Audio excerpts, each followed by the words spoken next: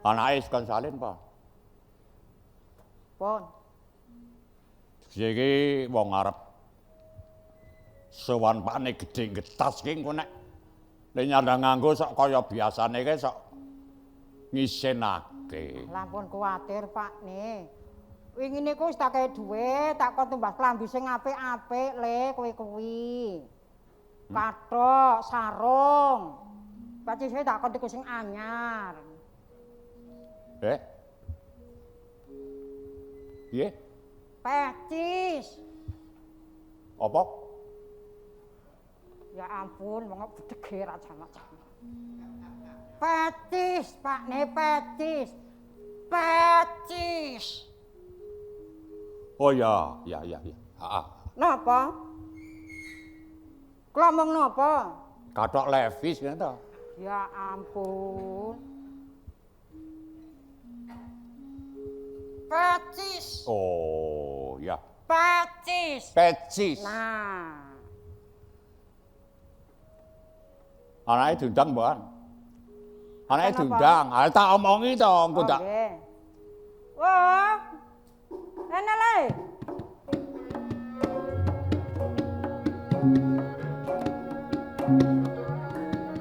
Nah,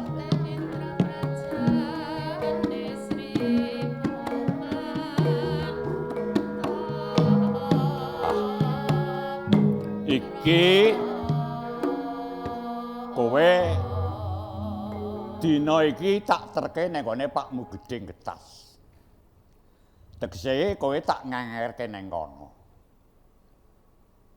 Menapa saestu Bapak badhe ndhawuhaken kula kalian yoganipun Bapak ingkang wonten Getas? Nak perkara olehmu rabi iki mengko sik. Sing mesti kowe kebenaran sik nang kono. Oh ngaten. Sebab Pakmu Gedhing Getas ki wong ora gampang. Ora gampang kae. Lah menika, Pak. Sing dadekake manah kula menika mboten sekeca. Sinten to ingkang mboten mangertos Ki Empu Pakuwaja. Nah, Nek kula teng mriku mangke kirang dadosaken renaning penggalih tak ngisinke aku. Nah, malah kapara monggo kula nek wis kebenaran nyuwitani Kakang Empu Waja wis kebenaran. Wah, Apa-apa keke Pakmu Gedhe kuwi. Nggih to? Le tak ndani. pripun, Mbok? Lek maturan karo Pakmu ki sira rada sero, pancen iki ke wong salewang tenan saiki ke. Biangne iki ngantek tobat kok. Lah gumun kula kok simbok kok nggih saged.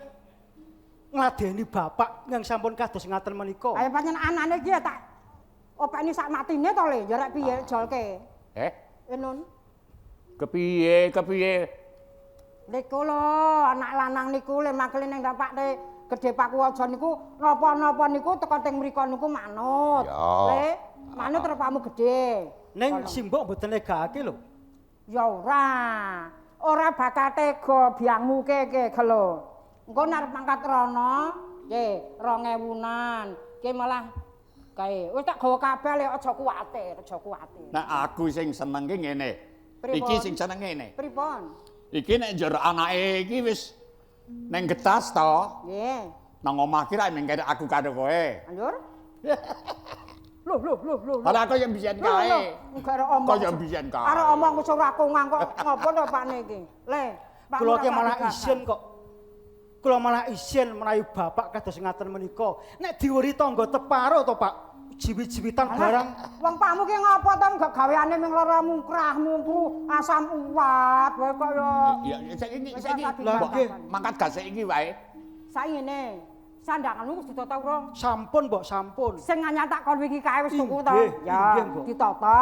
Sing permono aja ngantek keri. Sandal, sarung, aja lali ning ibadah nang kono ya, Le. Oh, nggih, Mbok. Nggih. Mangkat saiki wae, mangkat saiki. Mumung gak sik. Nggih, Pak. Ya. Nggih. Hati-hati ya, Le ya. Hati-hati tenan. Iya.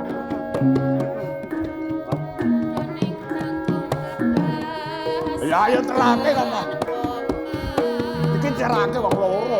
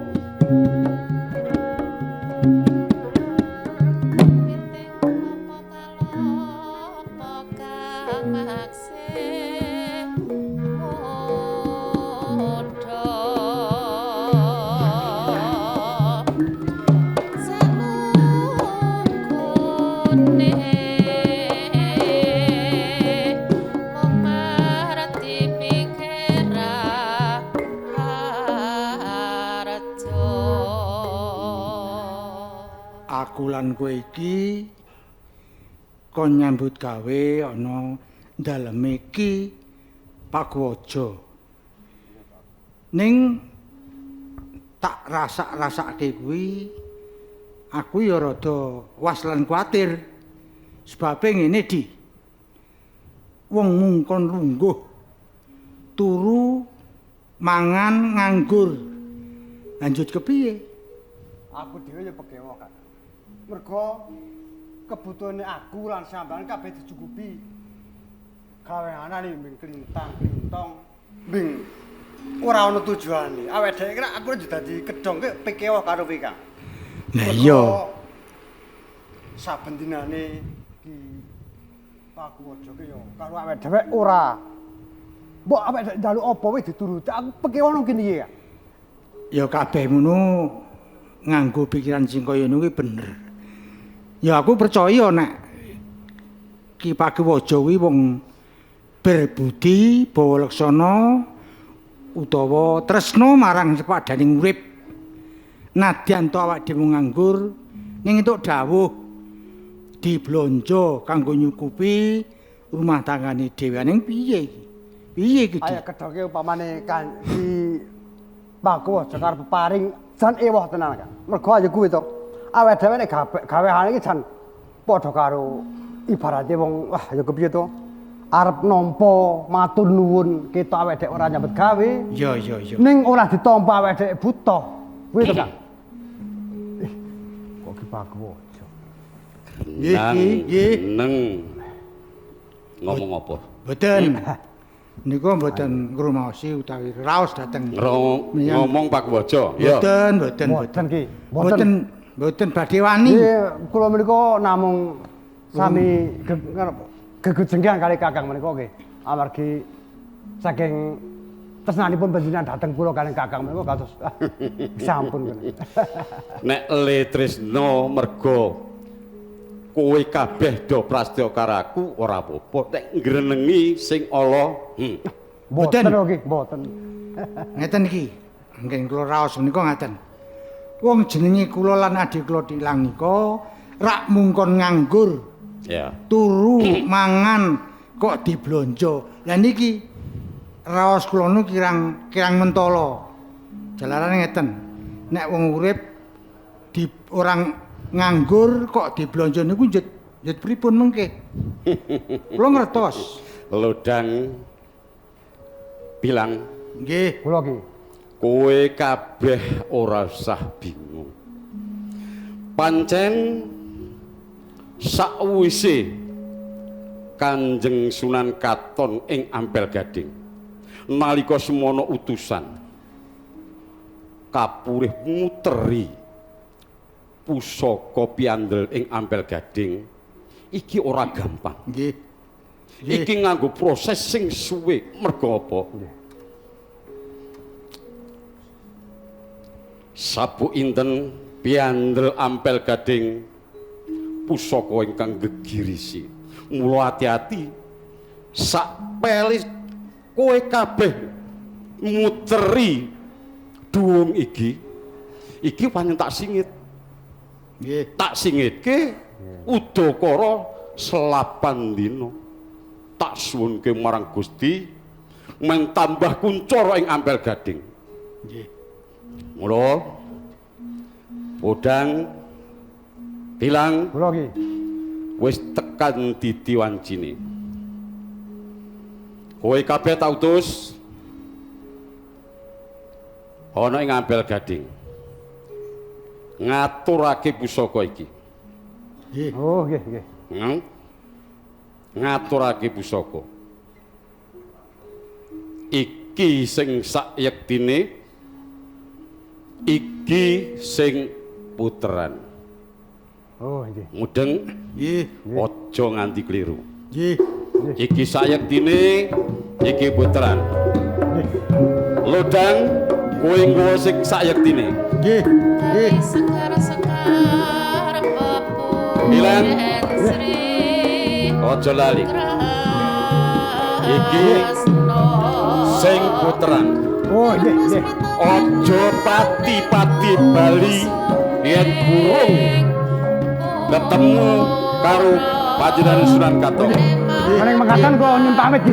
Kalau lintas sambung obor tak sangoni. Oh iya. Budal. Matur.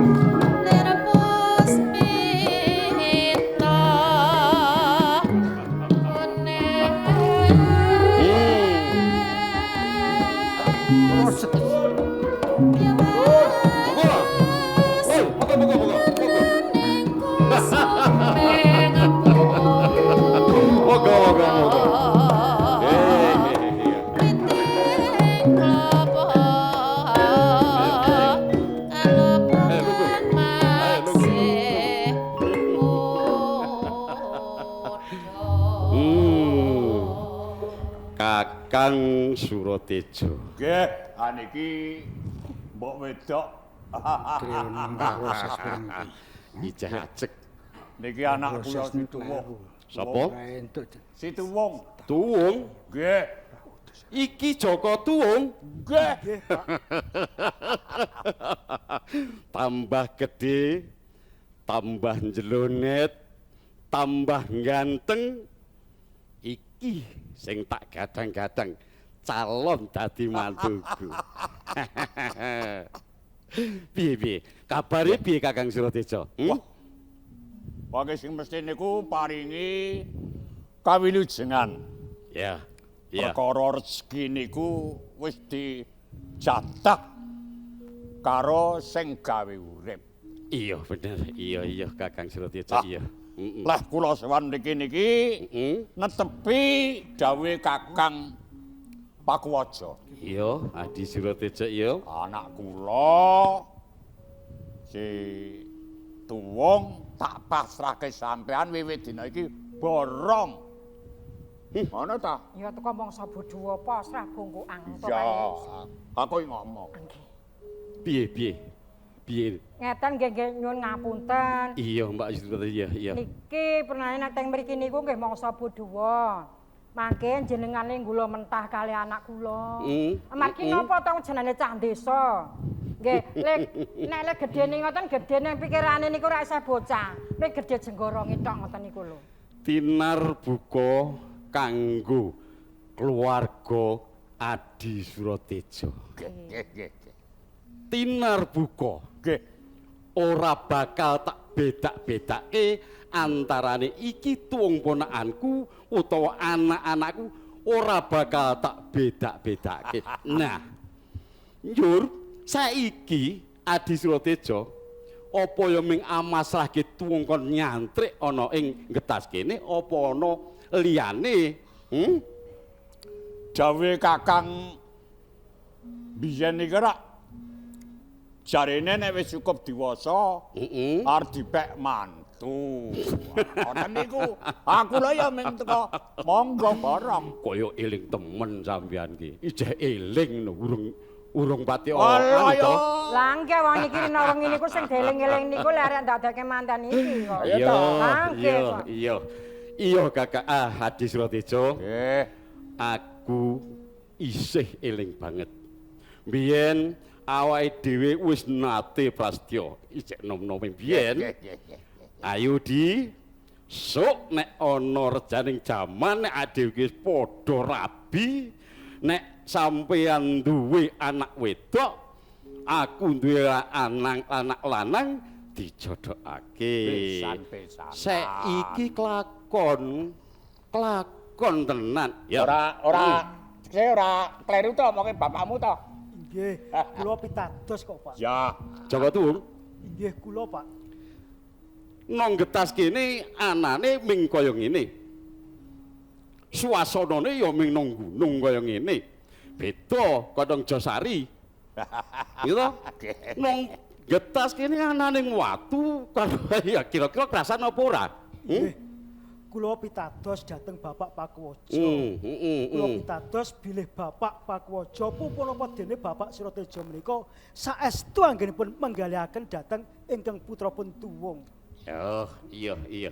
Wis kuwi tak pikirke antarane bapakmu karo wakmu ku wis awit biyen ku wis bener-bener wis ditata. Ya mengko mbuh majune iki kepiye? Sing penting saiki kan gurung kenal karo Surati, ya toh. Kula ngaten nggih, Kang. Wis 8 tahun lah ketemu. Kene Mbak Yu kene. Celuk-celuk lho. Nah, iki mau dadak aku ki gek arep mlebu gek njupuk wedang. Teko-teko Adi Surotejo kena. Ning aku kira ngumbul-umbulke ceret kok. Endi anakku ndi? Anakku, Dok, ngene ya ta? Kene, Nduk. Kene. Kene. Kok Kene Surati kene. Nah, ini. Kok pirang-pirang Kene lingko kene. Ya. No tamu. Ayo, skecake. Wis sampean lenggah wae sing skecok. Kene Mbok Dik, sampean ngarep kene lho, Dik. Kene. Oh, Ya. kok ya. Wong tuwa ki lak ya. Anakku di ayu. Niki sinten niki? Lho, apa sampean pangling? Ampun suwe ra mriki. Kula ki lak ya Mbak Yumu. 8 tahun ora ketemu kok ya pangling. Masak niki lemune Raja Amak ya pangling ya Pak Iki lak ya Mbak Yumu perawan kawak to. Ijah pangling. Pangling sing pangling iki apane? Wong wis biyen ya semene kok ya. Ket biyen semono mblegenu Lah kaya ngono. Pon rabi apa dereng? Urung. Ini di Seneng perawan kok wis rabi po dereng. Ayo durung. Mbak Yumu ki ora gelem. mergo ngabekti karo kakangane. Aku cukup ngopeni Raminten karo Surati wis Padha wae. Kok lentriman banget Ya ora apa-apa. Pancen jinaragan kaya ngono ora apa-apa. Terus niku Surati. Nah, iki Surati. Terus kae Raminten ngono kok. Iki sing Raminten. Surati cilik Raminten. Nggih, jodoke anak dhewe. Nah, iki ngene yo. Surati. Ngene ya. Surati. Biyen ya toh. Iki kan pambarmu toh. Nah, iki mbarku. Ya, Iki kan wis padha. Nggih. Wis setuju ada nek mbarep do mbarep. Nggih. Lelalah kok yo kakung karo putri. Nah, Cethane pripun to, Pak? Surati. Nggih. Iki ya. Sing bapak bola-bali omongake kae. Kakang Joko Tuwuh. Joko Tuwuh. Lah niki to. Biyen yo wis tau dadi nalika jadidik bajang kewer ya to. Yen cilike yo dolane rene. Yang cok dolanan udan-udanan cah loro kowe ke lho. Ora sa isin-isin ya. Ora sa isin-isin mengko do tepung-tepungan dhisik. Nggih. Nek wis do tepung, Nggih. iku gak wong tuwa sing mikirake. Oh nggih. Nek ngoten Lak ngono nggih. tadi. Nggih. Ya no. Iki mengko tuwung sauntara wektu menyantri nang kene. Nggih. Ya. Kula anane nderek Kakang Pakuwaja. Piye carane monggo? Ya. Tak gulontahe. Nggih. Ora bakal tak bedak-bedake. Ning kula nyuwun nggo nggih. Anak kula niku panci jan pikirane niku saya cah cilik sah mbok-mboken. Ora apa-apa. Nggih teko tatanane wonten ning mriki niku teko mang dunungke, iki kudu ngene ke nang kono kae, iki nang Tegal, iki kudu ngene dinane. Ngaten niku kula pasrah kali jenengan lho. Iya, ora usah kuwatir nek nang kene ana Mbak Yu. Tenan lho Yu. Aku pasrah anak kula nang aja ditukari. Iki gembeng masalahnya. Oh, gembeng bocah iki. Iki aku karo kowe ora balik bali. Nang kemana rame wong loro. Alah, sampean wis tuwek rasa aneh-aneh. Wah, ora apa-apa. Gaplaan ijeh doyan kok ngono. Geger. Pak. Apa nak piye? Niki rak pun cetha dawuhe Bapak. Karep ben Kakang Joko Tuwuh niku nggih ngerteni kahanane teng getas mriki nggih kula jake teng pungkuran nggih. Kebeneran. Jak ning mburi. Lah ya ben ngerti to kandange ning ngendi ngono. Iki Surati. Men luwih dene le rumaket. Luwih dene le kulino. Iki tuwung nang pungkuran. Ayo karo kan? Surati. Ayo. Ya. Sing barengan karo bapakmu. Kahanane wis ora nek bakal tega karo sirah. Kowe melu ya Nek kae ana cah loro ayu-ayu kowe sing ati-ati tenan lho. Oh iya. ora melu aku ayo Pak ya. Hati-hati. Ayo kan. Alon-alon ya. Ora melu ta, Tan? Pinten? Ki mesti kaya aku karo kowe. Jejen aku kae. Kok senengane? Apa Seru kae. Wes. Pakmu cilik galeki unjuan. Utawa kon darjik sak gurunge kundur ana ing Gejosari. Lah ampun mboten sarepot-repot. Sampun Kakang sampun. Wis tak cepak. Malah Ora kula sarepot-repot. kepengin golek-golek arep nyuwun pamit mawon. Lho, Lah. Wah, oke. Malah Gawean teng sawah niku saya teng klambur kados koten serang-serang niku. atine kula. Areng ngopo? Areng apa? Kuwi angan-angan. ya, aku ngerti ya di Surotejo. Iya. Nggih, Kakang. Ya. Kula nyuwun pamit. Enak ya. Kok nak? Iki ki Mbak Yumu prawan kawan. Ya, kan adimu ku ya ngeneke ya wis udo tansaya keneke. Ya. Piye? Tak nyuwun pamit aku tak bali. Ora gelem Ora dahar miliki dhisik. pawon kono sik. Wis. Ya Iya. wis. Bangsa padha anakku ya yo. Matur nuwun Di. Iya. Ya Di, matur nuwun ya. Sing hati-hati. Yo pareng. Wis ya, Nduk. Ya. Alah ngaco. Wis. Piye? Kae mau si Surati karo tuwa wis nang pungkuran. Ning iki Raminten ki ben ngrewangi aku. Raminten. Masak. Rewangi mbokmu gedhe ya. Bapak tak nerusake anggone buat gawe ya, gawe pusaka. Ya wis kok naturusno ping rewangi. Ya. Siwo. Kok disiki? Welah. Wis ya. Wis kok. Ya yes. Pon. Ya, Wis. ya, ya.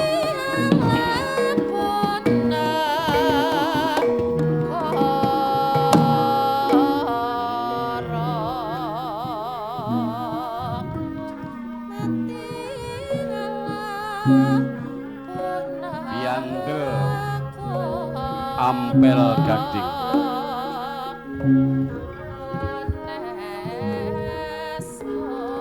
pusaka kagungane Sunan Katong. Sopo sing nyekel pusaka iki bakal ngelunggui dampar ing ngambel gading. Sunan Katong bodho kowe, bodho.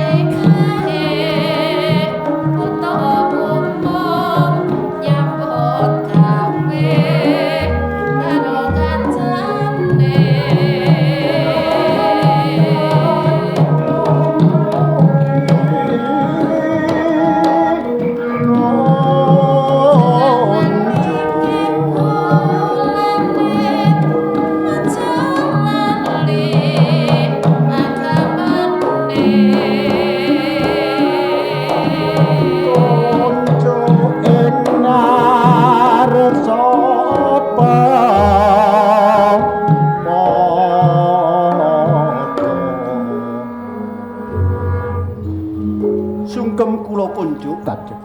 Kakang Surogan. Mani Tak tompo pamujiku wae tampal. mani. Sanget anggen kula nampi Kanjeng. Mugi andadosaken jimat saklaminipun abdi dalem kula merangkani jumeneng dalem wonten ing kadipaten niki. Kakang Surogan. Injih kula Tak keparengake lunga Kang Prayoga. injih sendika. Dimas Walijogo. Kula Kang Mas Sunan. Tak keparengake maju lenggah. Nun injih kados boten kirang sampun kirang prayogi nggenipun kula suwan. Boten supi kula ngaturaken sembah mugi konjuk wonten ngersanipun Kang Mas Sunan. Iya. Tak tompo ora mung puja astutiku wae tampanana Dimas Walijogo. Injih sangat anggen kula mundi Kang Mas. Prayogakake anggonmu lenggah. Injih Kang Mas. Kakang Surogan. Wonten dawuh Kanjeng. Rumangsa bingung penggalih. Jalaran menapa Kanjeng? Sakwuse aku jumeneng ratu ing Kadipaten Ngampal. Akeh para kawula Sentana kang padha ora saruja anggonku jumeneng ana ing Kadipaten. Umpama anggonku nyekel kendali ana ing Kadipaten Ngampal Gading iki ora wicaksana bakal gawe rusak ing kawula ana ing Kadipaten Ngampal. Menawa saka ingguh pamrayogane Kakang Surogan. Pareng munjuk. Iya, Namung saderengipun kula munjuk wonten ngersa dalem. Mbok pilih atur kula ing semangkih mbok kapenggalih lepat. Abdi dalem kula nyuwun agung pangapunten. Kaya ora dadi apa, Kang. Injih. Ngambali pangandika dalem. Injih awit panjenengan jumeneng abdi wonten ing Kadipaten Ngampel Gading. Menika wonten salah tunggalipun kawula ingkang boten sarujuk utawi ngame-ame dhateng jengandika menika sampun dados sak mestinipun. Awit katen panjenengan jumeneng aji menika namung panjenengan piyambak. Ngrestuya para kawula langkung-langkung wonten ing praja ing dalem praja mriki.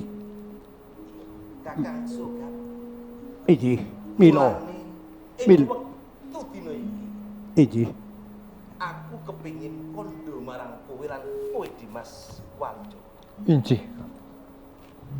Nalika semono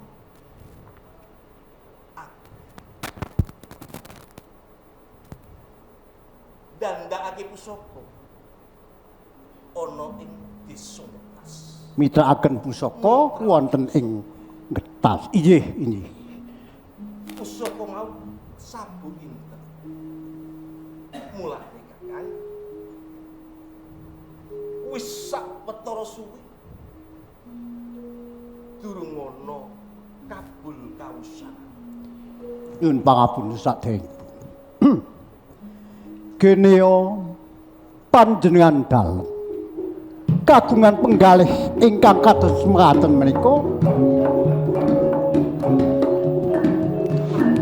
merginipun kados pundi kados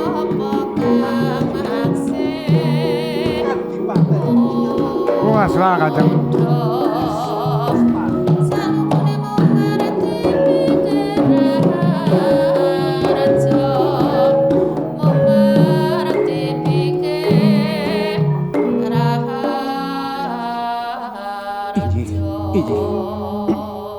Kula ingkang suwan Kanjeng Sunan. wis kenal kurang Yo ora ateges aku tambuh marang kowe saklon. Nggih. Kowe iki sapa lan saka ngendi papan? Kula saking Getas. Yanipun Saking Getas. Saking Getas. Pel Gading saking Getas. Kula nggih menika baturipun Ki Empu Pakuwaja Kanjeng.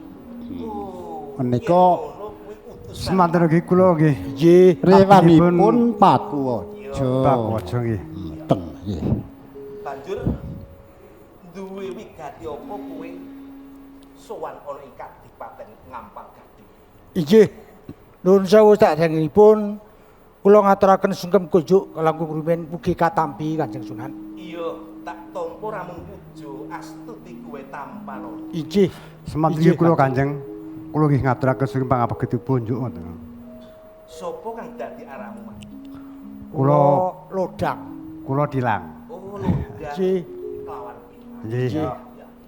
Banjur sak banjure Kula dipun kengken kalian Ki Empu Waja. Ya. Ing wekdal menika kasuwun ngaturaken pusaka ingkang titipanipun Kanjeng Sunan Pel Gading. Lho Kanjeng menika titipan panjenengan ingkang sampun dipun titipaken dhateng wonten ing Getas. Magesari.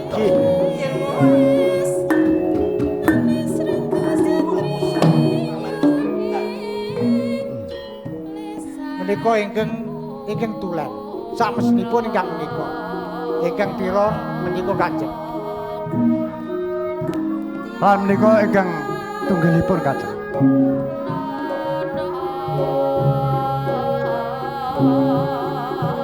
Sampun.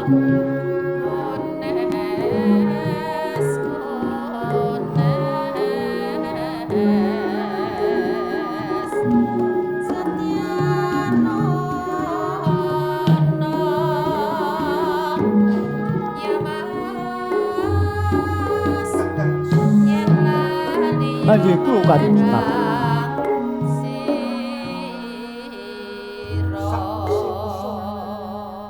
diaturke marang penggalihku kaya dene. Loh.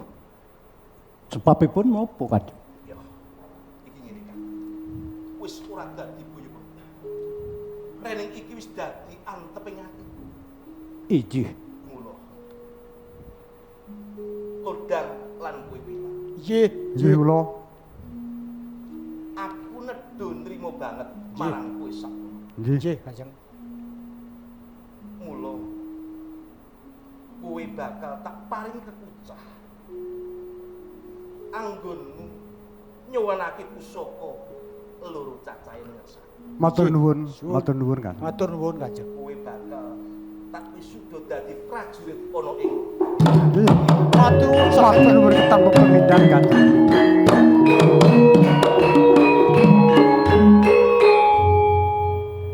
Dimas Walijo. Kula Kang Sunan. Rening pusaka wis dadi. Mula petak utus pusaka sing tirane. Manjingno ning gedhong pusaka. Mbok menawa ana dom sumur ping banyu kang kepengin nyidro marang pusaka sakti. Sindika dawuh Kang.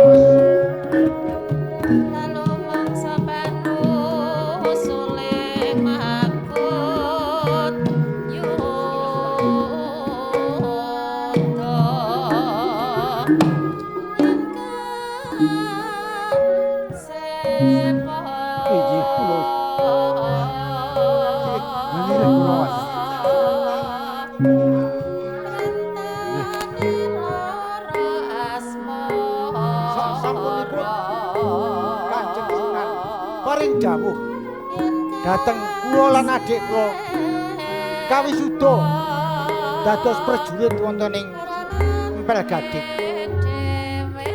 Kula ngaturaken ageng panunun tanpa pami aku tacapi dados dhateng kula lan adik kula. Mila salajengipun kula nyuwun dawuh saking sampeyan dalem.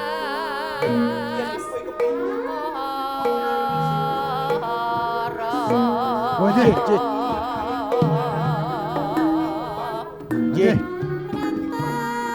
Saya pengen sampun traktor wadah dalam kowe banyu pamit Kanjeng. Nuntun pangestu nuwun pamit. Para mujur kawicaksananipun Kang Mas Sunan menika langkung prayoga. Awit ngengeti dhateng pawongan menika panjenengan kawis suda pinangka prajurit wonten ing kadipaten menika dados pikukuwing kadipaten Kamas. Dimas Walijo. Inggih. Rening aku matur nuwun banget ana ngersaning bapa empu Pakku. Mula tak suwun kowe lumarap ana ing desa Getas. Paring Mas Picis Raja Brana kanggo bebungah. Bapa Pakku aja anggone dawe pusaka tira. Sindika Kamas kula badhe nyendikan dawuh. Kepareng kula bidal sakmenika Kamas.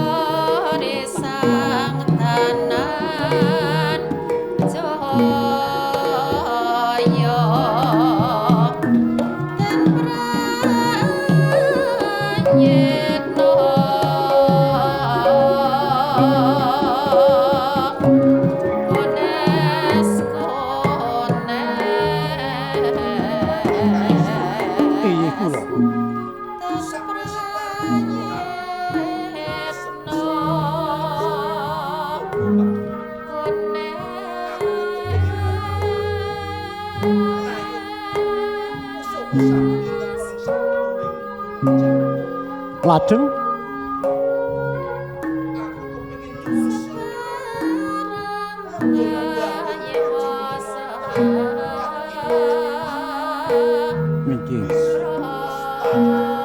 Inggih ini.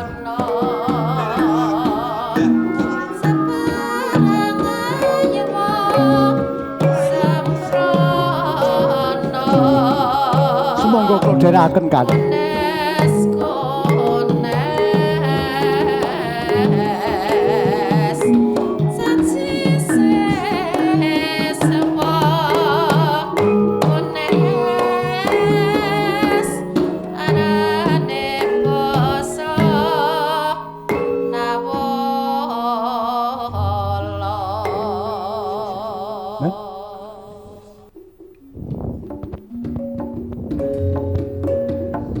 Siap.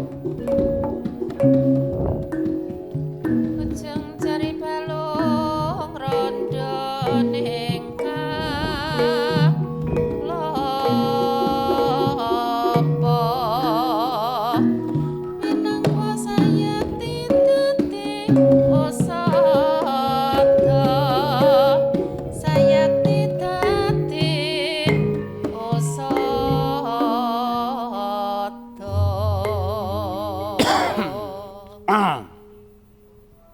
Gembyang, Kula, Pak. kowe iki tak arep-arep. Wis wiwit mau nggonku ngenteni nek dolan ora keterangan no ngendi-ngendine, no ngalas kok. Pirantine isih padha nang omah. Kowe iki saka ngendi oleh agek bali kuwi? Kula saking Tegeling pinggir wetan nika. Kadose tela-tela menika kok kados pangan tikus lajeng kula tuweni, Pak. Oh, Tegal Gunung. Nggih. Oh, ayo ora apa-apa pancen tikus ya butuh memangan. Kaya titahing Gusti sing butuhake sandang lan pangan. Ingkang baku aku karo kowe kudu legawa. Sebab aku karo kowe ora iso urip dhewe. Aku lan sliramu kuwi urip mung ngabdi ana ngersaning Gusti ingkang Maha Kuwasa. Mapan ana ing alam donya kuwi ya bebarengan karo titah-titah kang wujud satu kewan lan liya-liyane. Dadi aja ora usah diurusi ya, aja tok kapak-kapake mengko dijawab disuwun wae ben padha bebarengan. Kowe ya butuh mangan, aku butuh mangan, ngono. Oh, nggih. Nah. Ngene. Kados pundi? Sejatine rak pancen sawetara aku ngenteni sliramu kuwi merga ana bab sing perlu tak rembug marang sliramu. Wigatos ingkang dos pundi, Pak? Ngene ya. Nggih. Sejatine kurang luwih 18 tahun kepungkur nggih nalika kowe kurang luwih umur 2 tahun. Dene saiki kowe wis ndungkap umur 20 ya ta? Nggih. Biyen jaman kowe umur 2 tahun aku kira tahun duwe perjanjian. Perjanjian? Kalian sinten, Pak? Nah, aku ku wis tahun duwe perjanjian sarembug karo Adi Pakuwaja. Kalih Pak Lik Pakuwaja. Karo lekmu Pakuwaja. Nggih. Sing bagune supaya saya raket ora pisah nggone bangun sedulur rehne pamanmu Pakuwaja duwe putra, duwe anak wadon kang jeneng Raminten, mongko aku ya duwe anak lanang kowe sik jaga gembyang saka niat krenteke ngatiku lan pamanmu Pakuwaja besok menawa akhir diwasane bocah bakal dijodhokake didhawuhake supaya nyawiji ngono. Kula badhe dijodhaken kalih Raminten ngaten Pak. Panjenengan kuwi wis sarujuk marang pamanmu wiwit kowe isih umur 2 tahun. Saweg menika Bapak ngendika dhateng kula. Lah merga ndak sawang ya kowe wingi-wingi durung cukup umur. Nggih, nggih. Sepisan kuwi ping pindhone kowe tak welek bab ilmu ning olah tetanen ya ilmu ning olah kanuragan klebu bab gawe gegaman. Oh, ngaten. Ngono nek kowe wis sumadya tak sawang kok wis cukup lah kowe lagi tak paringi pirsa. Oh, lagi iki tak kandhani mula. Nggih. Kira-kira wis mantep apa durung munggo rasamu yen kowe tak jodokke mengko sesandingan bebojoan karo Raminten. Ngaten. Nggih. Menawi kersanipun Bapak menika kados mekaten kula namung nderek. Kowe saguh. Nggih, nah, kula sagah. Tegese nek kowe saguh ora badal apa sing dadi dawuhku anak mikul dhuwur marang wong tuwa. Nggih. Nah, ibarate anake polah wong tuwa kudu pradah. Reh niki wis dadi sarembug tur wis sawetara wektu mundak diarani aku engko cidra karo pamanmu. Dina iki wae kowe tata-tata. Salin sandangan sing apik. Ayo sowan ana nggone Pakmu cilik. Engko tak rembug. Iya, saiki wae sisan mumpung iki dina kang prayoga. Nggih. Ngene ya? Nggih, nah, nggih. ayo budal nang nggone Pakmu cilik supaya enggal rampung. Monggo kula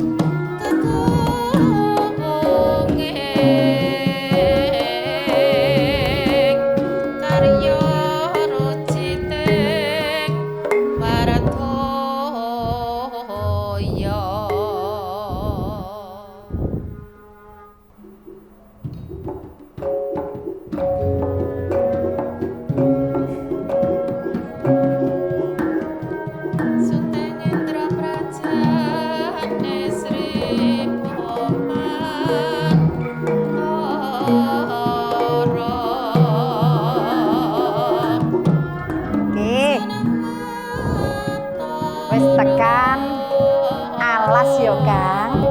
Surat piye? Rasane ngatiku kok gumun banget to. Mun kono apa lho Kang? Atase Bapak Empu Pakuwaja kuwi saben dinane gawe pusaka. Iya. Ning nyatane ya pinter anggone olah mring tetanen. Lah yo merga bapak kuwi bisane gawe pusaka. Iya. Mongko rak ya butuh tenaga akeh to, Kang.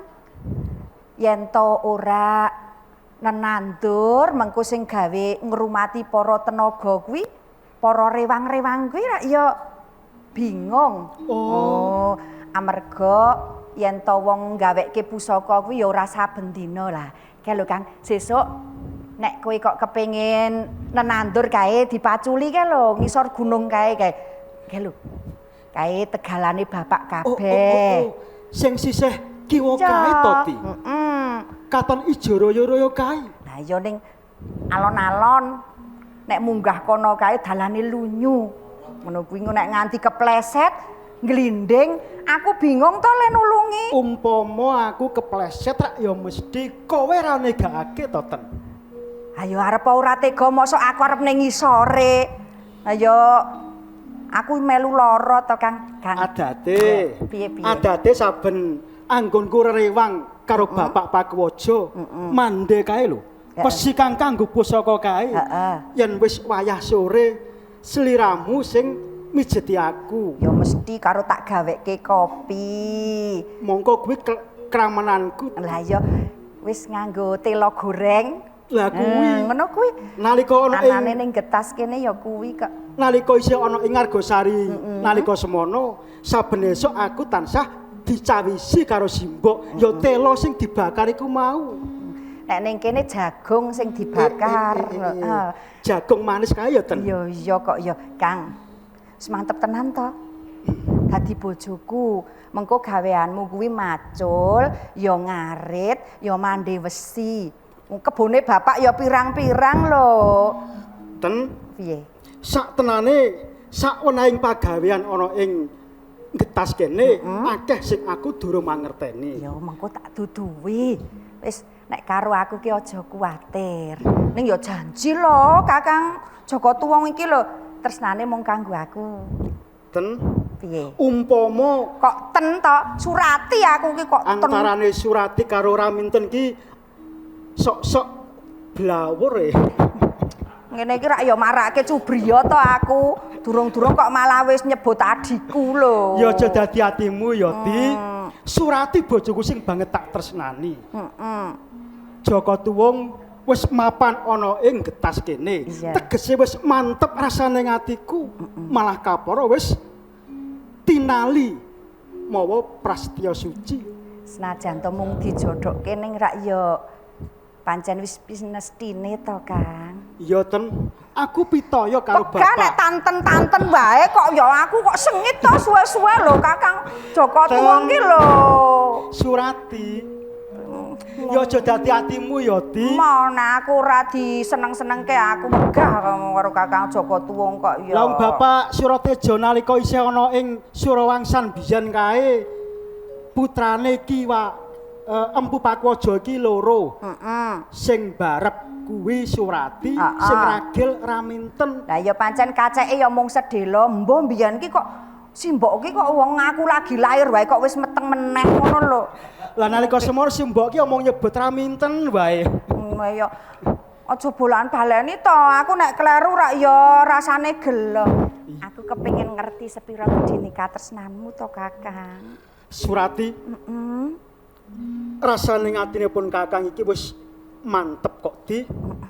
Ora ana wanita kang bisa ngrangeh bangkiting atine Joko Tuwong kejaba Adi Surati. Tenan lho, Kakang. Najan to Adi Surati iki ya mijil saka paraden getas kene. Ning nyatane ya ayu tenan kok. Kandamu lho, Kang. Pakulitane wae alus. Aku. Umpama tak candra kaya dene alusing sutra kok, Di. Sutra saka desa. Surati.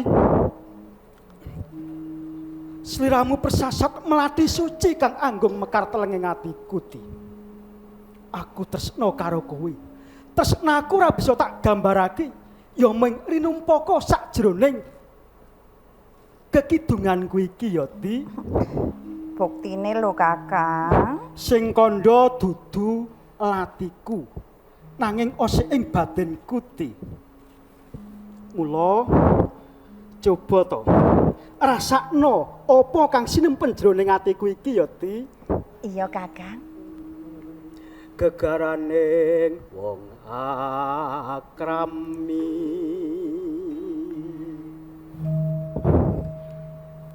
tutu bondo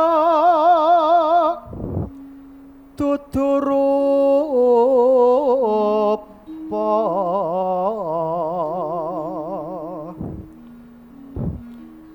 among ati pawi tane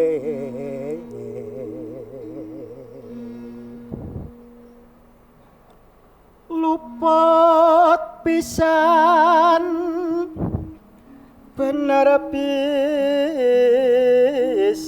pisan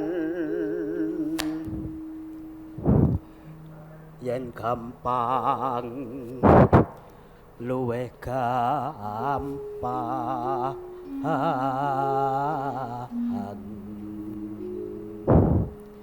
yen angel angel langkung tan kena tinumbas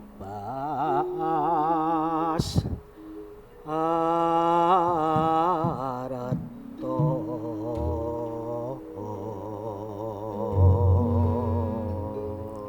yen liwat aku kelingan kupo gawe biyen tak goleret ning jagat kebak tulisan warna abang tanda aku sayang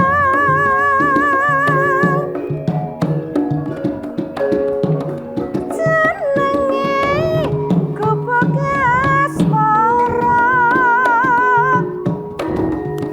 biyen ate kanggo tanda tresno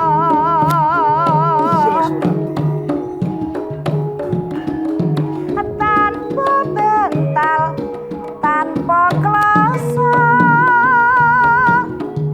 buat aboti ke taman asmara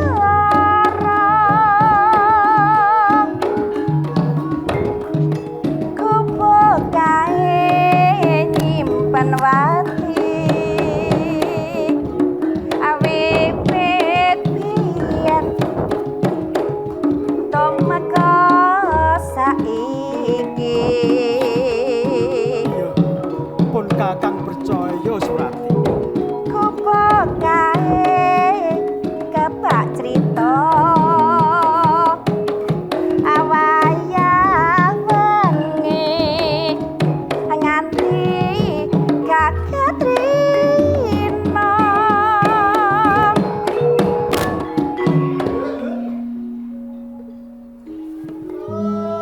Swarga kang tak rasakake jroning atiku kok Ti. datang sajroning ati Surati. datang luntur saya lara ati Pustikane jagat emane ing pun kakang Surati. ngaku kowe dadi garwa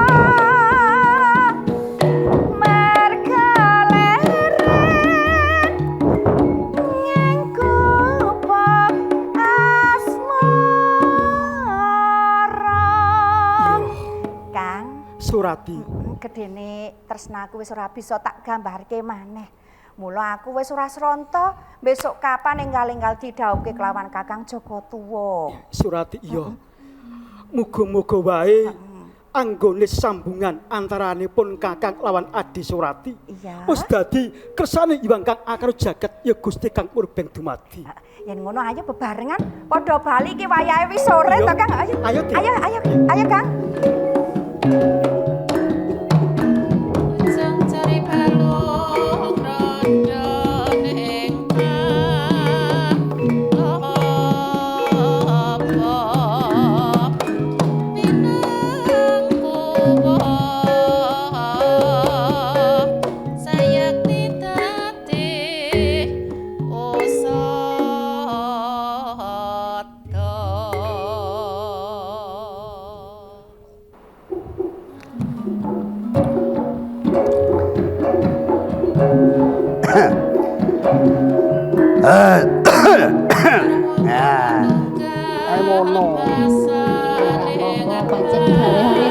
kaya wakne iki piye to? Oleh penek angu. Mantek oleh pirang-pirang wit kira ya pancen pegel mbone. Lah ya upama aku iso ya tak rewangi to, Pak. Seh kene ya mrengkel. Wes lah ya seket mau mijeti kok ya. Matur nuwun banget.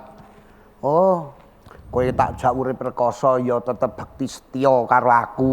Ya kudune ngono to, Pak. Senajan urip nang desa, ning awik dhewe iki ya tentrem. Ah iki sing baku kuwi mbokne. Paringi tentrem to, Pak. Ono to, duwe bondo akeh kae. Ya to, jarane pirang-pirang ning ra tentrem, ngono. Ya beda karo awak dhewe, awak iki arep mangan dadak golek. Iya.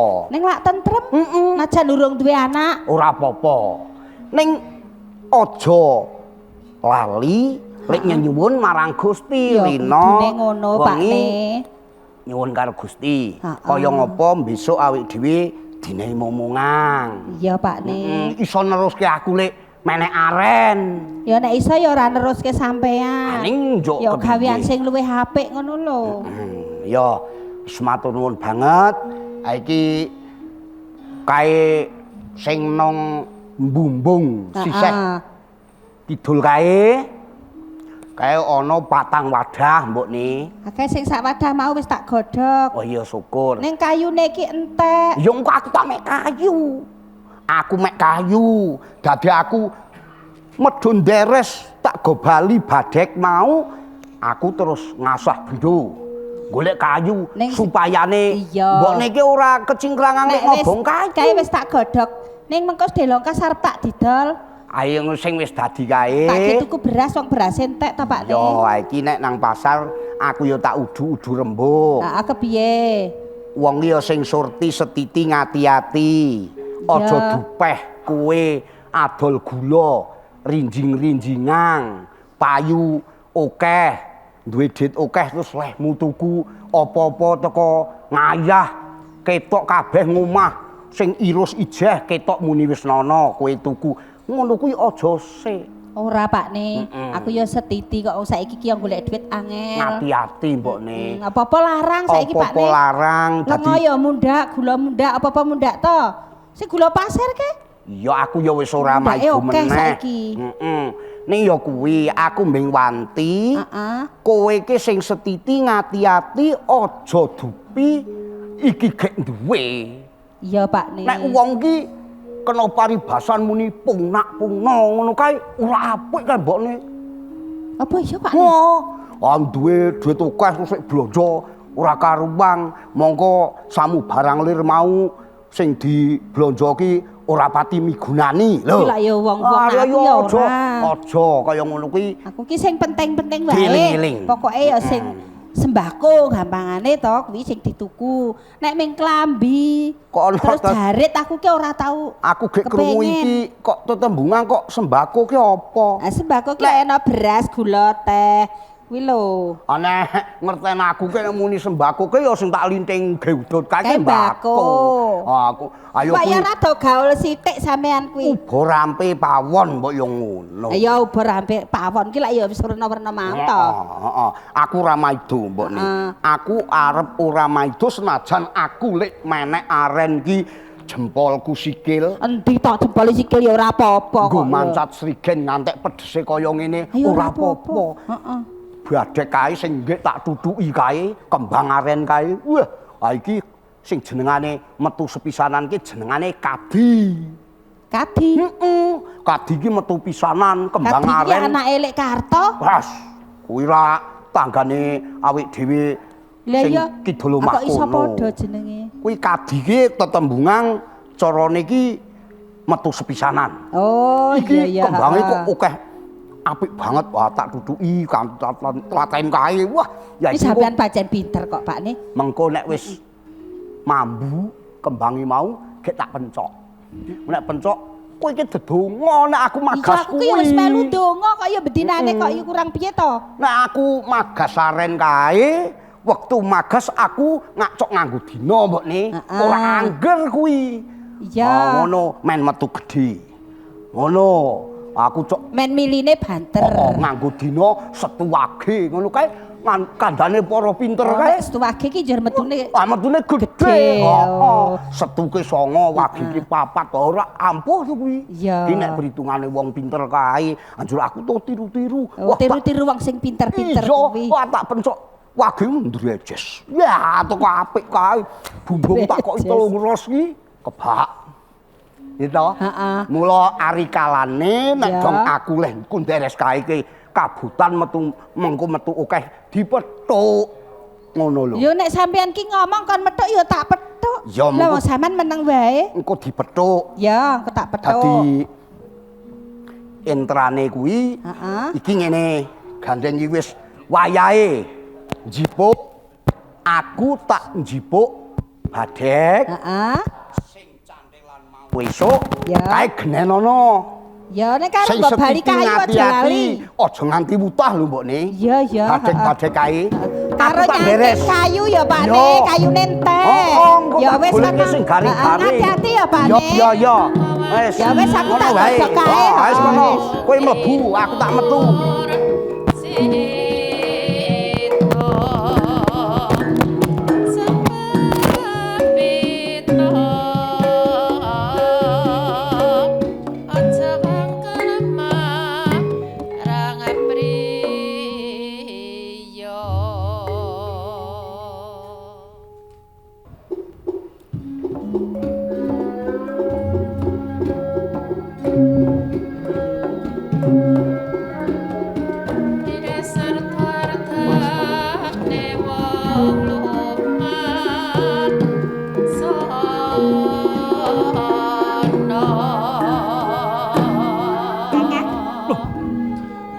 Raminten.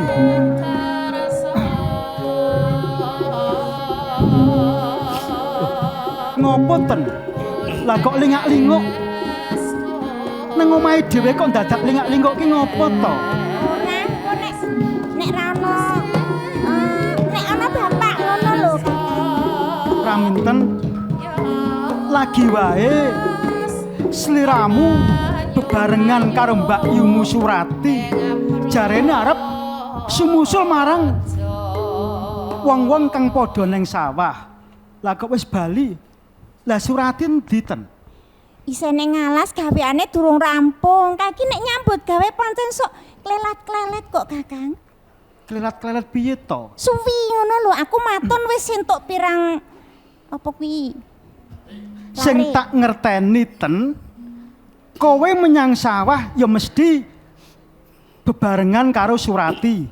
Nek bali ya adate rak ya bebarengan to. Ya iki gek ora adate, aku gak arep pengen bali dhisik kok. Lanjur saiki Surati isih ning sawah. Isih ning kono ning lak ya gaweanku maton sing bagianku ki wis rampung. Tenan? Mongko adate yen sing digawehi Surati kuwi gurung rampung, sliramu rerewang. Lah kok iki mah ninggal bali ki piye to? Yo gek ra arep rewang kok. Kakang wis Raminten piye? Garurung. Wis. Mbok neh wis dicawesake marang Surati mau. Oh. Arep ganti klambi apa ora? Tak kumbahke. Lah wong lek ganti wae lagi wae kok. Isih resik lho. Iki kok rada nglinting ki lho, Kakang. Wong adate ya kaya ngene kok. Iki kupak apa to, Kakang? Iki kupak apa lho? Ora apa-apa kok, Ten. Ora apa-apa. Tanganipun Kakang iki ya resik kok. Kakang, Raminten piye? aku tak kondo sedidik ning aja nesu ya, Kakang. Lah wong sliramu iki adikku. Yen kuwi arep kondo ya wis mestine aku ora serik. Apa Raminten arep njaluk apa? Ora, Kakang. Aku ming kepengin kondo ning aja kondo karo Mbak Yu Surati apa dine Bapak. Wadi banget po, Ten. Yo ming sing genaki ming aku karo Kakang Joko Tuwung. Yo. Yen sing bakal kok kandhake iki wewadi tumrap Raminten, ora dadi ngopo? Ora dadi ngopo, Ten? Kang. Apa Raminten iki wis seneng karo cah lanang ngono po? Ora. Ora. Heeh, seneng aku. Kowe wis seneng karo cah lanang. Sopo, Ten? Sopo? Ning tenan lho aja kondo-kondo. Tenan. Mengko pun Kakang sing bakal matur ana ngarsane Bapak Pakuwaja. Nek kowe isin. Aku tresno karo Kakang Joko Tuwung.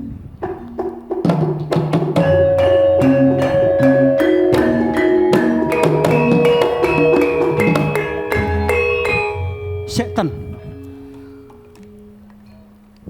Kowe kondo yang tresno karo aku. Yang tresnane kowe dene tresnane Kakang karo Adi, ya mesti wae kowe tak tresnani. Jen sliramu pancen adikku kok. Ora, Kakang. Cekak aos wae, Kakang. Aku tresnani Kakang Joko Tuwung kuwi lahir tulus sing batin. Aku kepengin kaya Mbak Yu Surati, Kakang. Balenono meneh, Ten. Aku tresno karo Kakang Joko Tuwung. Tresno kaya dene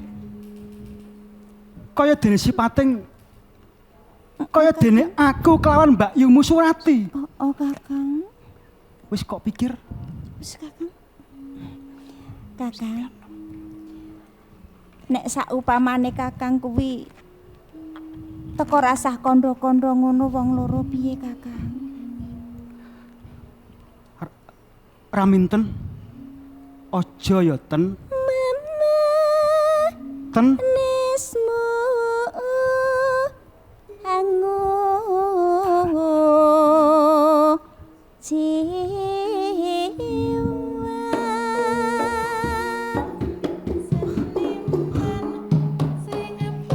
Raminten. Kowe aja kaya ngono, Cahayu. Kowe kadangku.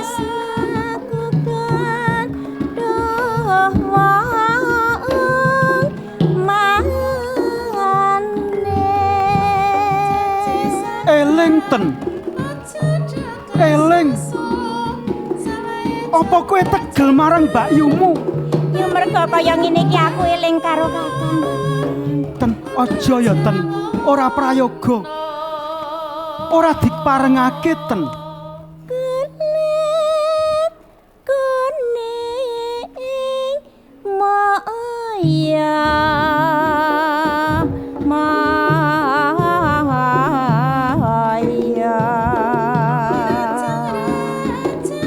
Raminten, eling, Ten. Yen nganti Mbak Yu Surati mengko ngerti njur piye, Ten.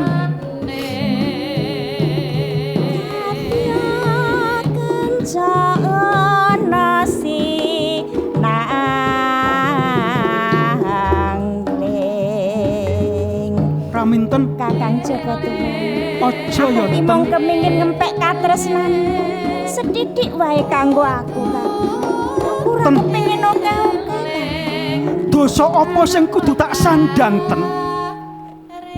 Yen nganti aku nglanggati sliramu, Ten. Aja ya, Ten. Aja wong ayu. Ngrujet hati. Ten. Lah kok saya jero to, Ten? Ten. Kakang. Eling. Surat iki Mbak Yu muten.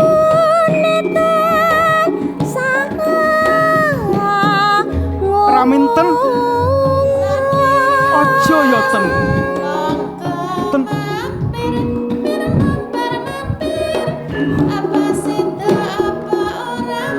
Aku ora bisa ten. Aku ora bisa nglanggati katresnanmu. Aja ya ten.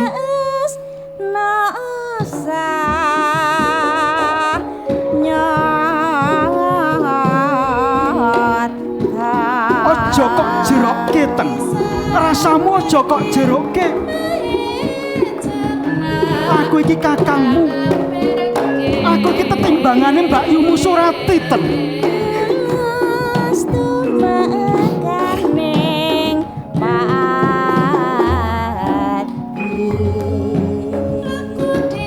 Kakang, Raminten. tak rewangi kaya ngene. Eling ten. Mung kepengin rempek katresnanmu, Kang. Raminten. Umpama jero nggonmu tresna marang aku. Tegese kowe ora pitaya marang panguwasaning Gusti. Jodoh pasti rezeki. Wis dadi kodrating Gusti ten. Aja ya Raminten. Aku tresna karo kowe, Kang. Aja ten. Aku tresna karo kowe, Kang. Aku tresna karo kowe, Raminten. Kakang. Bagi ngapa? Iki ki kakangmu. Yo ngerti nek iki kakangmu. Wani cedak-cedak karo Kakang Joko Tuwong. Kowe ki sembrono, pamite arep ngumbahi jebolane ning omah mung arep cedak-cedak karo kakangne. Tak kandhake bapak lho kowe. Pak! Bapak! Bapak! Ora cedak-cedak. Pak! Pak!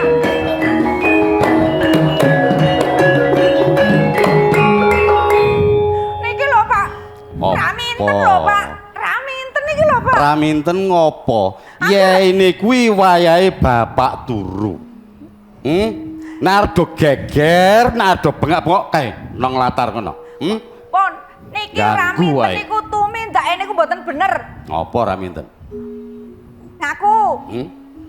Ngaku kowe iki karo bapak kaya mau. Napa-napa kok. Pak. Apa? Raminten iki arep seneng karo Kakang Joko Tuwong lho, Pak. Nggih. Arep seneng karo Kakang Joko Tuwong.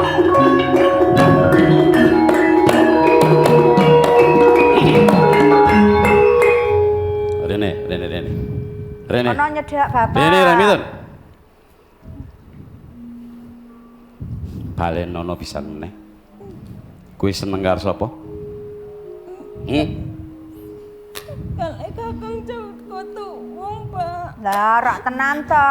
Bapak gurung budek to? Iki kula ki tresno kalih Kakang Joko Tuwong kok, Pak. Kula kepengen tipe bojo. Nek kowe arep dadi nganten, kowe wis kepengin diwengku wong lanang, tak goleki, ya. Bapak goleki.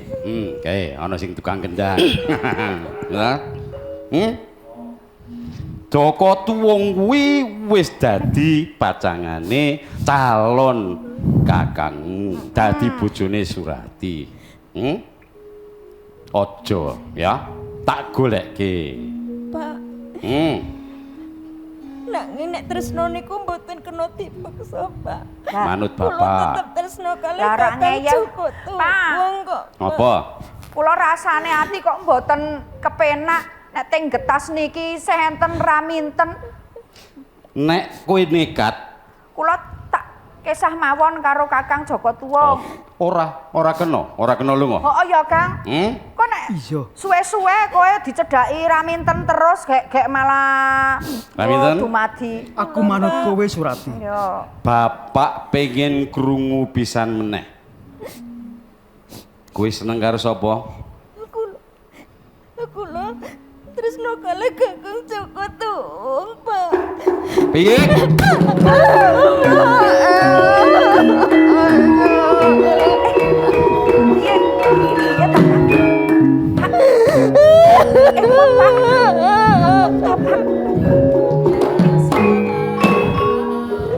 wis tak peper. Bapakmu wis tak peper kaneksone. Nanging kula tresno, Pak pancen kula tresno. Tresno diare itu. Aja melu. Kosen, iki ana apa?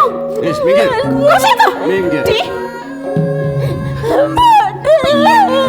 Itu kowe nak tolak. Cecil sing wiyu. Iki mati mung iki kabake to. Aku yang mau matur apa anane kok ya. Minggir. Minggir.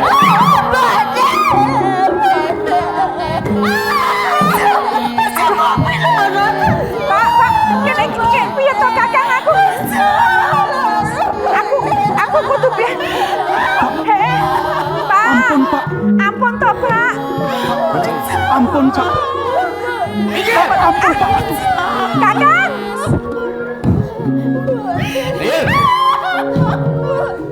Minggir. Anakmu. Anak-anakku dhewe. Sing kula wentahku. Ajur tak pateni anakku dhewe.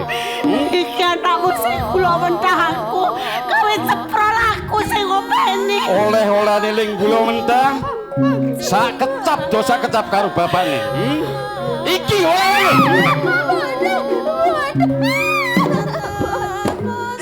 Ayo. Manut bapak. Manut bapak. Seneng karo tuwa? Liyane oke. Ora raine wong tuwa.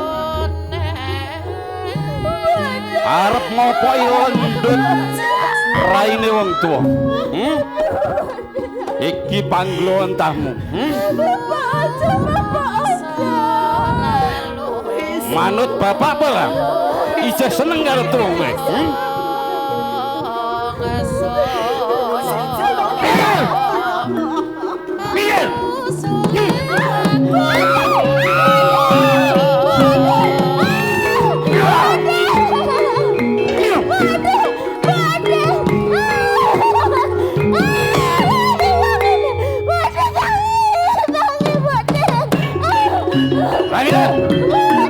Tak pateni.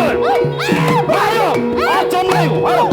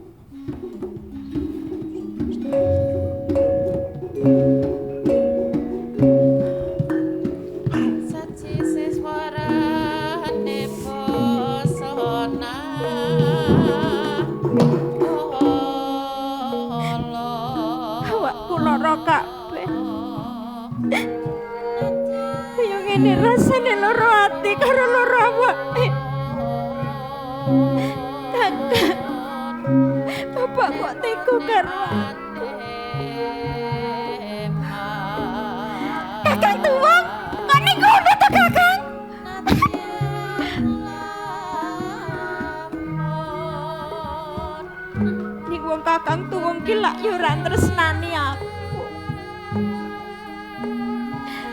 Wis kabeh tak weke ning kasunyatane Kakang tuwung ki ora tresnani aku. Meso isih kalah karo wong wadon liya sing luwih ayu. Dan mandek kowe dan. Ayo. Arep mlayu nang ndi kowe? Nang ling semut tak guru tak pateni. Pak Wojo. Sabar. Sabar Pak Wojo.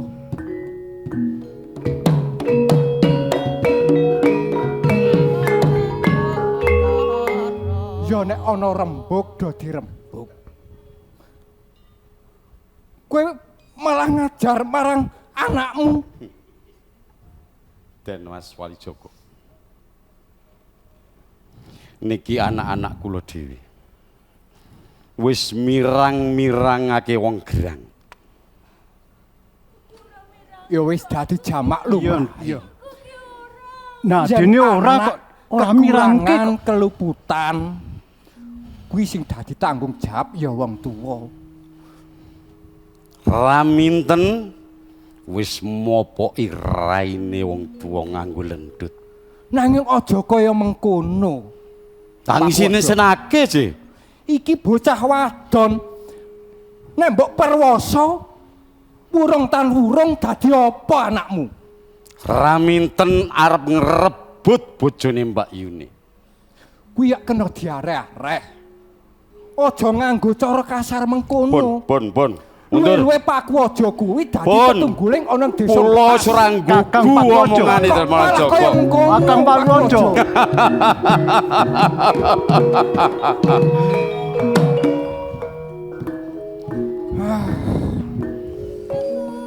Patih Srogati. Apa Kakang Pak Wajo? Raden Wali Joko. Yo, iki malah kebeneran. Mau tak ajeni sampean. Tak ajeni mergo sampean arai dalem Kanjeng Sunan. Aku ki mengelek-elek Pak Wajo. Aku ora butuh mbok elekke. Pak Wajo. Mbok ya dikendhakke nggonmu neju karo putramu mau. Iki lho ya gamu dhewe to. Anak-anakku dhewe. Kene tekan sing semono. Mirang-mirangake gerangane. Mirengno ya. Sedeng Sima kae ora bakal nguntal anake. Kok dimanu tegel marang putramu? Aku singa sing galak. Oh, kowe singa sing galak. Wis, saksenana. Den Mas Wali Joko Patih. Iki sakjatine pancen tage dadakan. Aku mengrebut kawibawan ing Pucang Gading. Yo. Kira Patih. Iye. Menawi mekaten Pak Wajo menika dados mangsaipun Kang Mas Sunan. Yen ngono mangsa bodho sliramu. Ayo enggal ditandangi. Nek kena tak peringgake becik, ayo kowe tak suwanke ana ing ana ngersane Kang Mas Sunan. Wali Joko. Sing tak aturke duwung sabu inten kae palsu kabeh. Iki sing sayektine. Arep kondolke apa ora pusaka kuwi? Sing mbok kanggo andel-andel apa? Wandi karo sing baku pusaka kuwi kondorno ana ngersane Kang Mas Sunan. Rebutan Wali Joko. Yo. Ayo.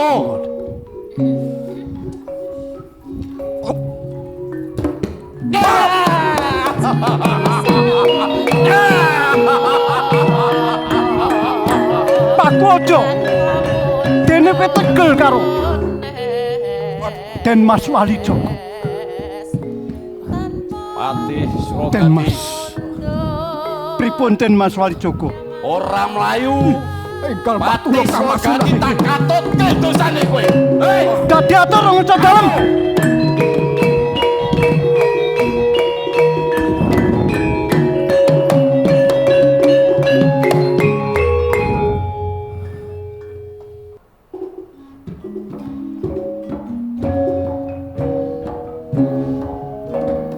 Kados pundi?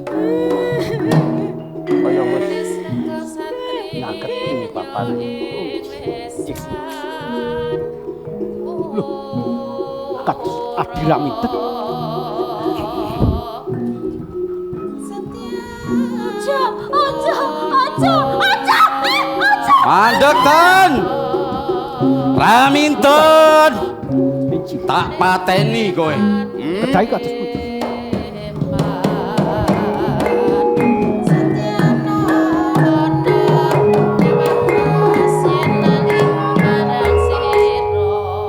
Adi Paku Wajo iki. Kakang tekuk penjalin iya. Kae Raminten kok dadi kaya cah edan. Mirang-mirang ki wong tuwa. Lho, kae arep tok kapake. Tak pateni. Lho, lek mah dadi edan kabeh to. Ora urusan. Terus perjanjiane lek arep dadi jejodohan karo anakku. Ora ono janji-janjian. Nek kowe ngalang-alengi, Tak katut kayak anakmu tak katut dosane kowe.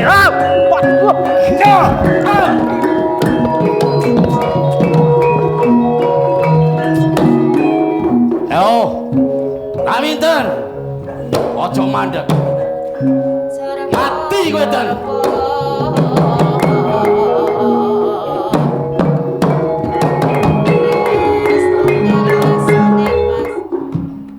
Iki bapakne ki wong wis ahene kaya ora mulih-mulih ki jane ana apa ngono lho. Lho.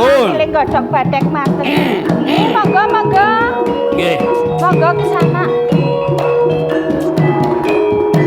Sinten jenengan? Panjenengan sinten? Kula Paguwaja. Kok panjenengan dugi omah kula enten apa? Jenengan sinten? Kula Mbok Singa. Mbok Singa. Nggih. Kula ngelak. Oh ngelak. Kula nyuwun wedangi. Nggih tak pundhutke sekedap nggih. Nggih. Suwen. Ana badhek. Ana legen.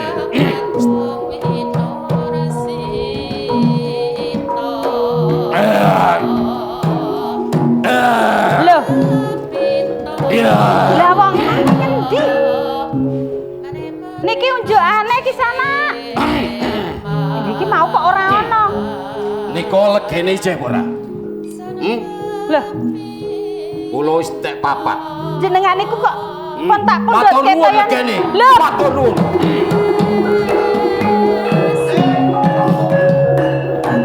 bali Pak Ne.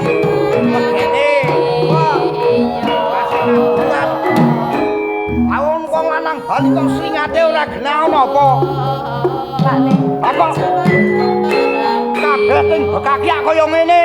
Di ngapura Pak Ne, mau ana wong rene njaluk Ha wedang. iki kowe cok mlebokke wong lanang kowe. Ora Pak Ne. Ora. Ora kok tak dibokke wong lanang. Ora Pak Ne. Ora. Cukup. Wes. Aku ora ngrumangsani Pak Ne. Kose.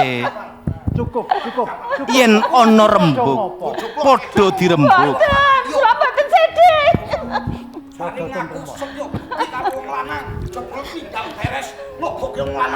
Iki ki lara-larae kepiye? Kok bisa padudon kaya mangkene iki napa? Halien ngomah niku cacah-cacah apa-apa kok entek kabeh. Ha, ngene ana wong lanang njaluk ngombe. Ha niku Wong lanang kuwi sapa? Ora Pak Ne, aku ora tumindak kaya ngono Pak Ne. Nah wong ora ngerti kok piye. Aja sucune sing kaya ngono. Kose. Wong lanang sing mlebu ana ing omahmu kuwi sapa? Sapa? Ayo ngaku. Nyuwun pangapunten. Sapa? Ayo. Ingkang mlebet wau badhe nyuwun wedang. Ya. Ngakunipun Pakuwaja. Pakuwaja.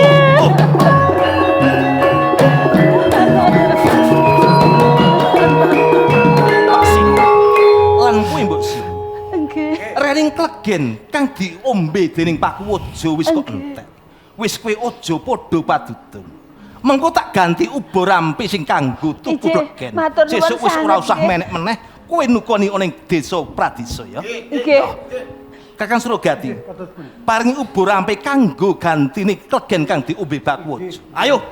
Mulane aku bakal paring tetenger marang kowe. Rening aku nang temeko ana ing desa iki.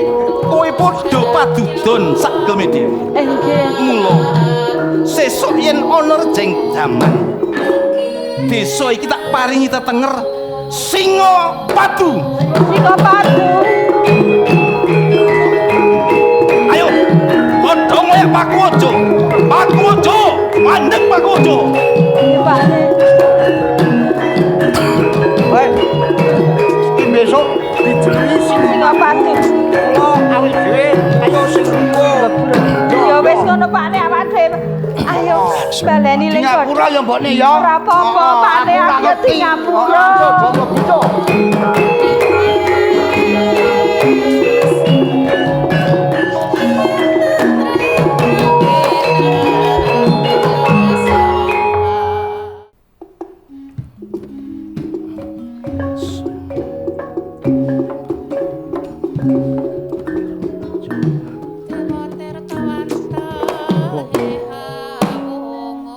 Bapa teko penjara. Nasib panjenengan kados mekaten. Sak sedane panjenengan ngantos ing wekdal menika. Dados pusaka. Bapa kula kedah kados pundi Bapa?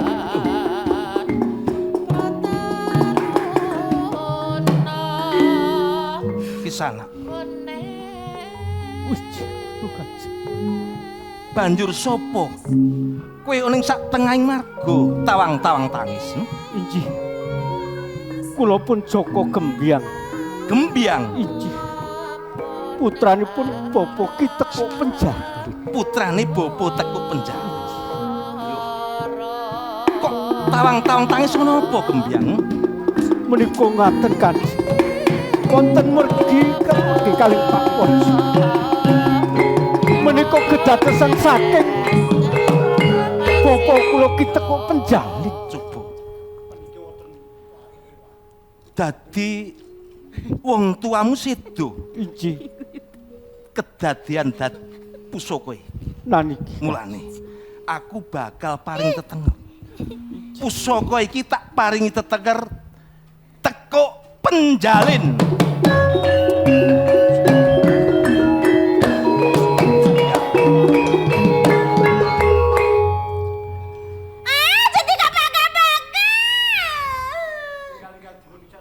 Yo, tak suwunke marang Gusti Kang Murbeng dumadi.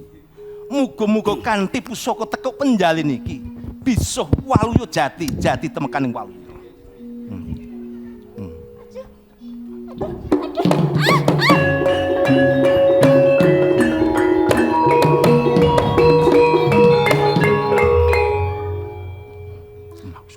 Gembyang. Injih kados pundi kan? Rening iki yen ora sisip panduluku. Iki raminten putrane Pakuwaja. Leres Gembyang. Menika calon semah. Iya. Rening kuwi padha andon katresnan marang raminten. Injih. Kuwi bali ning desamu.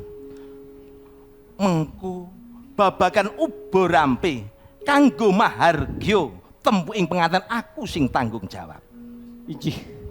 Menawi mekaten dawuh panjenengan kula nyendikani kaji. Yo tak parengake. Nggih, kula. Surukati. Ayo astunen teko penjalin iki. Oh. Rodang bilang, ayo dalam. Oh. Pakuwaja. Ojo girang-girang kowe. Tanding ngono Sunan Katong. Oh, Pakuwaja, mandeg Pakuwaja. Ayo.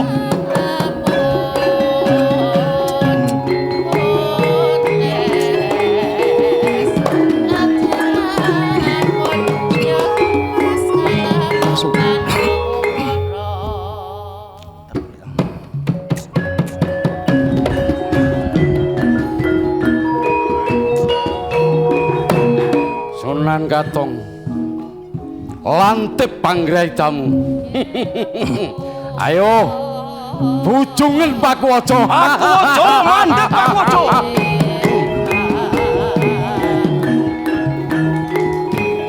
Kakang Sugeng ide lodang lan kowe bilang sawangan Pakuwaja mlebu ana ing Kendal Growong. Kendal Growong. Mula yen ana rejeng jaman sesuk tak paringi tetenger alas Kendal Growong. Kendal Growong Kanjeng. Injih. Ayo. Monggo. Ayo. Monggo. Oi, Pakuwaja, mandeg Pakuwaja.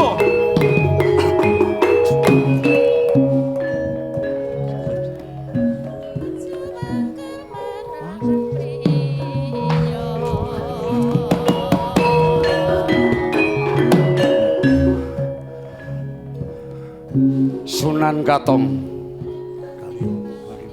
sekti pancen. Ayo kembarono katyasanku. Pakuwaja, mandeg nyemplung kali. Kanjeng, menika nyemplung wonten lepen. Ayo. Menika nyemplung wonten lepen. Bujungen aku. Nyegur ning sajroning Ajeng kados pundi menika? Kados pundi? Surogati. Inggih kula. Yen pancen sekti. Aku kang bakal nyaliran. Sunan Tak Kata. cemplungane kali. Ayo, tak tunggu. Ayo. Ayo Pak Kojo. Hoi, ayo Pak Kojo. Mati Pak Kojo. Mati. Mati Pak Kojo. Wes mati. Woi. Wah. Padha manggan. Kae Kanjeng Sunan Kata lan Pakwaja padha ulung-ulungan sadèrèng kali, kaline wungu. Mula papan kae besok diarani Kali Wungu. Ayo.